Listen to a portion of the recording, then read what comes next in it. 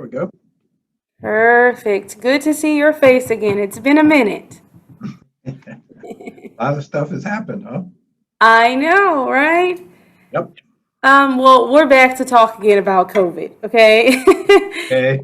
Because it's still top of mind, and still parents have some concerns going back to school, especially as COVID rates are going up. We're reading articles saying that, not enough kids 12 and up are vaccinated and not enough adults are vaccinated. So, how can that impact kids who are younger than 12? Well, as long as the virus continues to circulate, then children who are unvaccinated, especially children under 12 for whom we don't yet have a vaccine recommendation, are going to be at risk for catching COVID-19. And so, how does the Delta variant kind of play part in this? Well, the Delta variant spreads much more easily than the prior types of COVID that circulated through the community.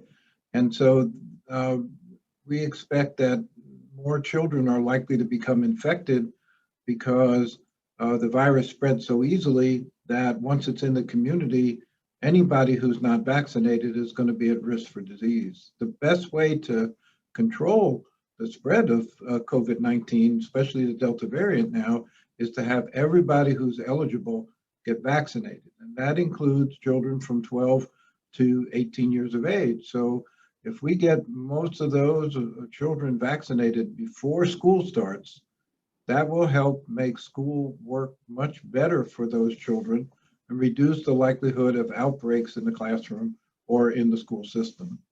So, from your opinion as a health expert, do you think masking could play a part, especially to help some of those kids who aren't able to get the vaccine? Yes, I think that masking will continue to play an important part.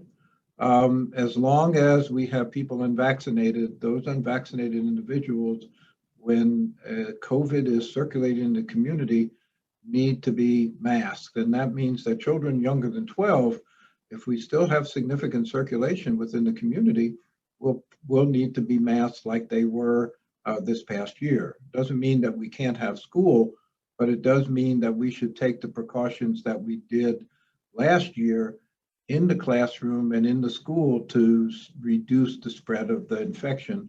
That would be masking, social distancing, reducing large meetings so that we can minimize exposure and spread. And should there be any concerns by parents as far as those asymptomatic kids bringing that back to the homes, even to those who may be vaccinated, especially with this Delta variant? Yeah, that's a very good question. Asymptomatic infection is common. At least 40% of infections are asymptomatic. And that means if a child's unvaccinated and gets exposed, if the child becomes infected, we may not know it. And that child may then be at risk for spreading that virus within not only the school, but within the home. So if there are unvaccinated adults, or especially adults who have high risk conditions that make them more at risk for severe disease, then that child's going to expose those adults to that infection, and then they'll potentially suffer the consequences of that. And lastly, are there any concerns of hospitalization rates for kids who aren't eligible to get the vaccine, and even those who are eligible? Are there any concerns there? Yes, even though children generally have milder cases of COVID when they have it, there are children who get very ill. There are children who are hospitalized, and there are occasional, it's rare, but occasional children who die of COVID. In fact, over 300 children have died of COVID infection this past year. And so that's much higher than even a bad influenza season. So this is a terrible virus, even for children. So we want to reduce the spread by getting everybody who is eligible for vaccination vaccinated.